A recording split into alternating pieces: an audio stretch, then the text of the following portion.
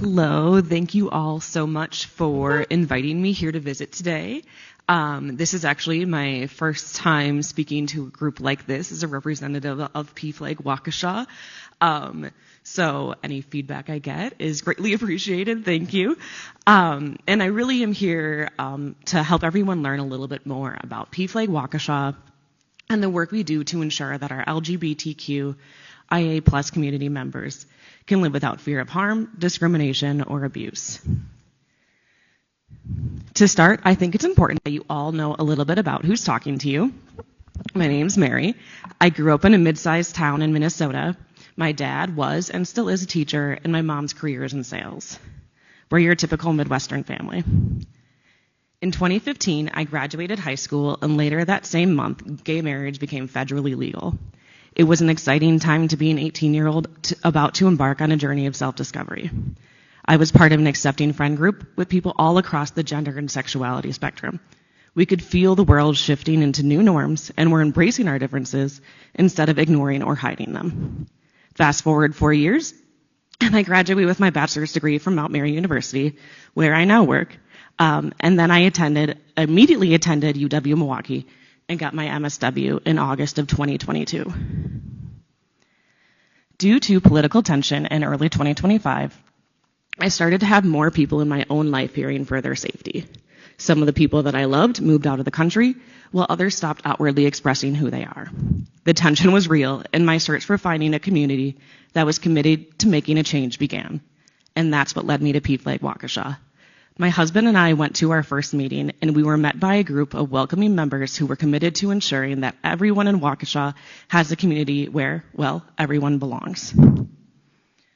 So PFLAG Waukesha is a chapter of a larger national organization that began in 1972.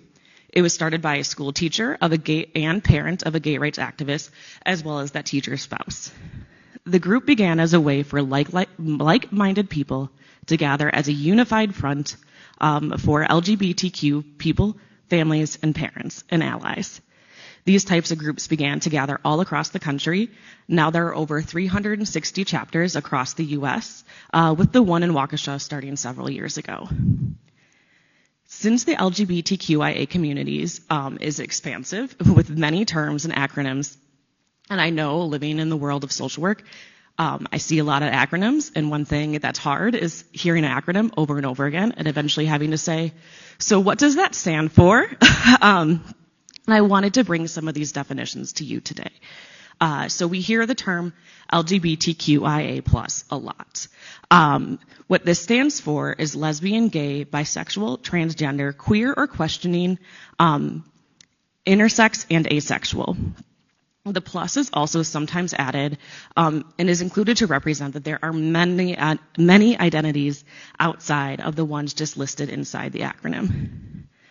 Something to keep note of is sexuality and gender are different. Sexuality is an expression of attraction, either emotional or physical or sometimes even romantic. Gender is oftentimes how we identify within ourselves, but can also be the expression of how we identify as well. I'll get into that a little bit more. I wanted to make sure that I made those differences. What these identities are not is they're not political identities, they're not religious identities, but they do carry some cultural weight. So we'll start with the L, which stands for lesbian. And lesbian means a woman who is romantically, emotionally, or physically attracted to other women. I also wanted to note that since we live in the age of the internet, sometimes we see new terms pop up. So you might even see a term that says sapphic or WLW. WLW stands for woman loving woman. And sapphic is a reference to an old, I believe it was a Greek story about a woman who loved women. Poet. She was a poet. Thank you. Who loved women. And it's really more of an umbrella term for people who fit into that identity of being someone who presents as feminine or who is feminine, who also is attracted to people in that same spectrum. But it does not necessarily mean that that person is lesbian. Gay, similarly to lesbian, is a man who is attracted to men either romantically, emotionally, or physically. Again, you may see different terms referred to for gay people as well in the age of the internet. because these terms can be used interchangeably and can get confusing. So sometimes I say the best practice is just simply to ask. Luckily, too, now we have Google. That can be really helpful. I use it all the time. The B in the acronym stands for bisexual. Bisexual is the attraction to people of more than one gender.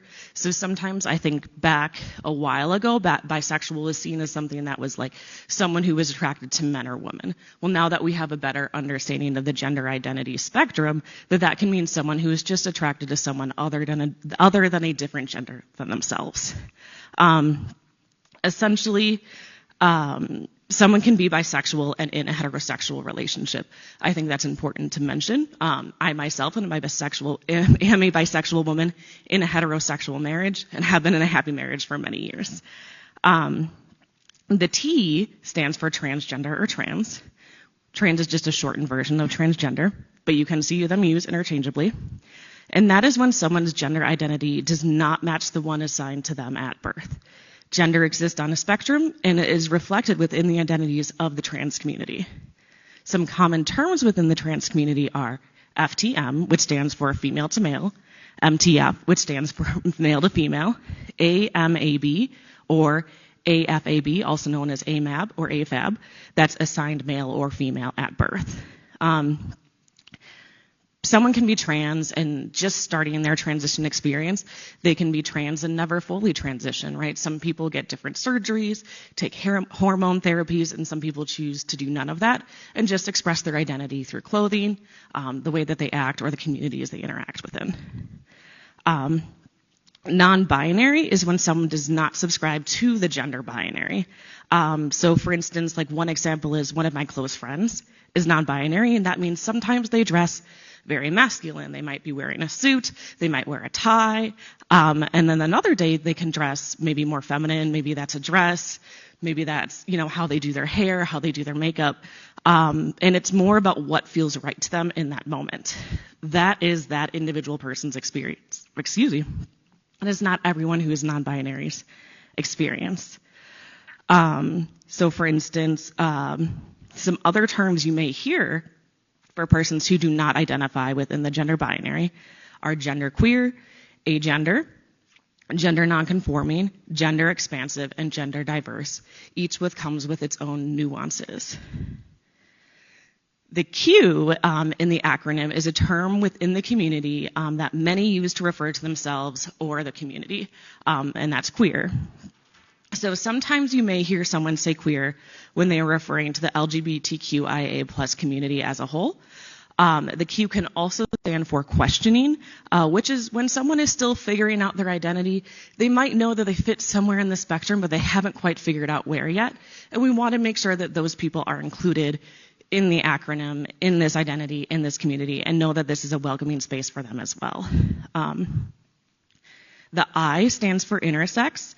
I want to make it clear that not all intersex persons do identify as queer or as being in the community. However, it is more of an umbrella term that is used for people with differences in sex traits or reproductive anatomy.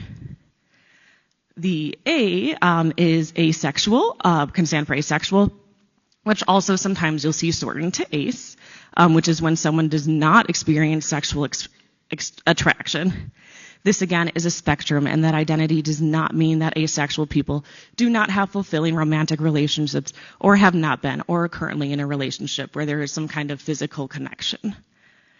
With all that being said, gender and sexual identities, again, is a vast spectrum, and not all of them are encapsulated in the LGBTQIA acronym. So oftentimes that's when people add the plus, to show that there are many ways to be queer and to acknowledge that we have, that the spectrum of gender identity and sexuality is ever changing and expanding. Again, sometimes identifying as one of these terms does not necessarily represent past relationships. Someone may tell you that they're gay, but have past girlfriends because that was a part of their journey and their experience. And just to also make sure everyone knows that sexuality and gender identity are different. One does not necessarily determine the other. For instance, you can have a transgender woman who identifies as heterosexual because she's interested or attracted to just men. So just keeping that in mind, I always want to make sure that these are where the terms are at today, and this again is an ever-changing field. So sometimes just remembering to be patient with yourself. If you accidentally mess it up or misuse a term, that it's okay to just apologize and move forward, because everybody does it. I know I do it. Which kind of brings me to what part of PFLAG Waukesha is dedicated to. So PFLAG Waukesha is dedicated to supporting, educating, and advocating for LGBTQIA plus people and those who love them. Our goal is to help our LGBTQIA plus loved ones live without fear of harm, discrimination, or abuse just because of who they are or who they love. We are run by an all-volunteer board with a mix of queer individuals, parents, and families, all with different education levels and professional experience. We meet the second Thursday of every month and have a variety of programming. Every other month, we have a speaker presentation, and the months we do not have a speaker presentation, we have what's called a Connects meeting.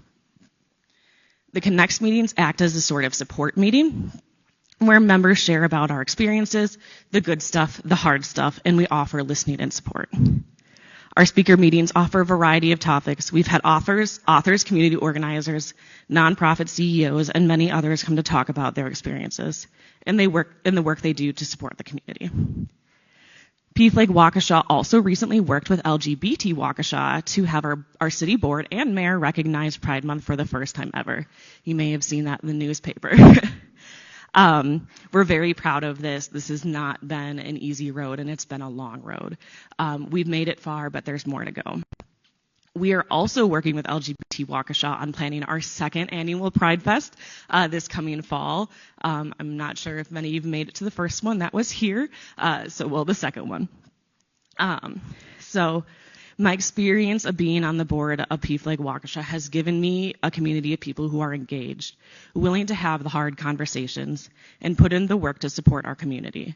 I will forever be inspired by my fellow board members, and it is an honor to share a space with them. During my time studying as a social worker, I learned about how different aspects of our identity intersect and how each intersection impacts the way that we are perceived, how easily we can access support systems, and the cultures we engage with. Which leads me to end this presentation with a story about why I believe that it matters to have safe spaces. Excuse me if I get choked up, it's a hard story. But as I mentioned earlier, growing up, I had a wonderful group of friends living on the diverse spectrum of sexuality and gender identities. One of those friends was a bisexual woman and was afraid about coming out to her parents. She was who she was, but unable to express that without the fear of being kicked out.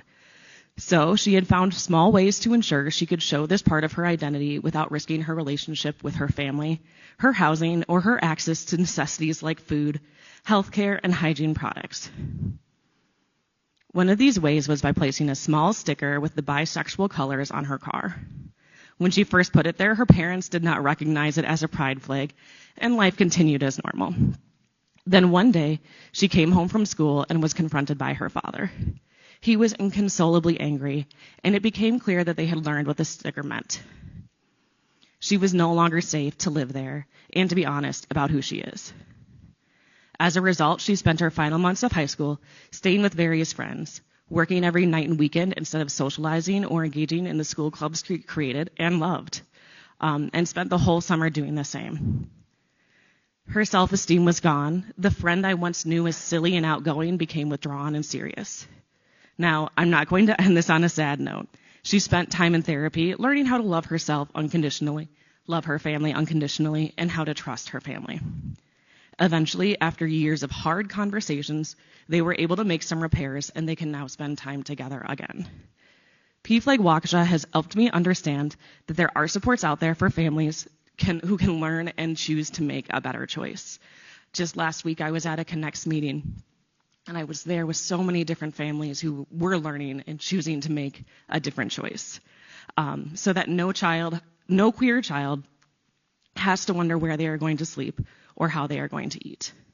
Thank you all so much again for inviting me here to speak, and thank you for making Waukesha a place where everyone belongs.